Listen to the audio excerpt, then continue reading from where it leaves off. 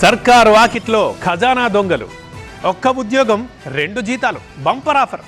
ఎవ్వరూ కనిపెట్టలేరన్న ధీమానో కనిపెట్టినా ఏం చేయలేరన్న అహంకారమో కానీ పేరోల్ సిస్టంలో జరిగిన అవకతవకలు ఇప్పుడు ఒక్కొక్కటిగా వెలుగులోకి వస్తున్నాయి. ఇదేమీ సాంకేతిక సమస్యతోనూ పొరపాటుతోనూ జరగడం లేదు. పెద్ద తలకాయలకు తెలిసే పెద్ద మొత్తంలో జీతాలు డ్రా చేస్తున్నారని తెలుస్తోంది. అలా డ్రా చేసిన సొమ్ముని తమ ఇంట్లో పని వాళ్ళకి ప్రోటోకాల్ ఖర్చులకి వాడుతున్నట్లుగా ఆరోపణలు వస్తున్నాయి.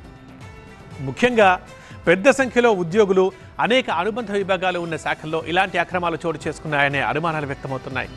ఈ క్రమంలో పంచాయతీరాజ్, గ్రామీణాభివృద్ధి, పురపాలక, విద్య, వైద్య, ఆరోగ్య, IIHM స్టూడెంట్స్ ప్రపంచం మొత్తం ఉద్యోగాలు చేస్తూ లక్షల్లో జీతాలు సంపాదిస్తున్నారు. ఇప్పుడే చేరండి international institute of hotel management. వ్యవసాయ, రెవెన్యూ, హోం, గిరిజన శాఖలపై దృష్టి పెట్టినట్లు సమాచారం. అయితే ఇలా మొత్తం ఎంతమంది డూప్లికేట్ ఉద్యోగులు ఉన్నారు? ఎంత మొత్తంలో ప్రభుత్వ ఖజానాకి నష్టం వాటిల్లింది? దీనిపై ఇంకా స్పష్టత రావాల్సి ఉంది.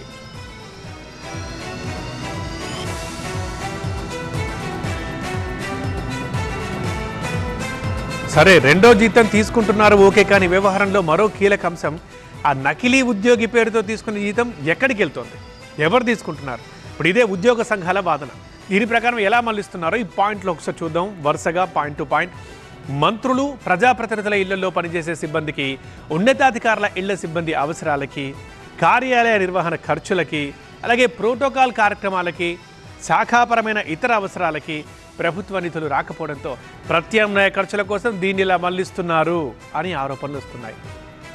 ఇలా డ్రా చేస్తున్న ఉద్యోగులపై మరి ఎలాంటి చర్యలు తీసుకునే అవకాశం ఉంది ప్రూవ్ అయితే కనుక?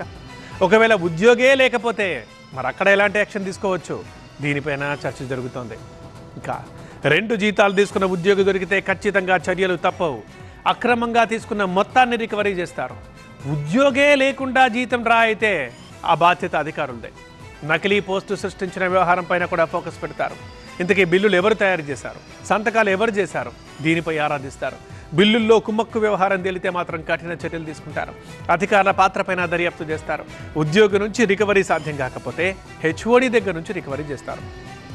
అలా జరుగుతుంది. మొత్తంగా ఇది కేవలం డూప్లికేట్ ఉద్యోగుల వ్యవహారమా, లేక ప్రభుత్వ వ్యవస్థలో ఏళ్లుగా పకడ్బందీగా నడుస్తున్న వ్యవహారమా? ఇది తేలాలి. ముఖ్యంగా ప్రజాప్రతినిధులు, ఉన్నతాధికారుల వ్యక్తిగత అవసరాలకు ప్రభుత్వ ఉద్యోగుల పోస్టులు, జీతాలను ఉపయోగిస్తున్నారు అన్న ఆరోపణలు నిజమైతే గనక అది ప్రజాధనాన్ని దుర్వినియోగం చేసినట్టే. ఆధార్ మ్యాపింగ్ ద్వారా బయటపడుతున్న వివరాల్ని పూర్తి స్థాయిలో చెక్ చేసి అసలు ఉద్యోగి ఎవరు, జీతం ఎవరి ఖాతాకు వెళ్ళింది, ఆ ఉద్యోగి వాస్తవంగా విధులు నిర్వహించారా, ఈ బిల్లులు ఎవరు రూపొందించారు, ఆ డబ్బు చివరికి ఎక్కడ వినియోగమైంది, ఈ సమగ్ర అంశాలపై ఒక ఆడిట్ అవసరం.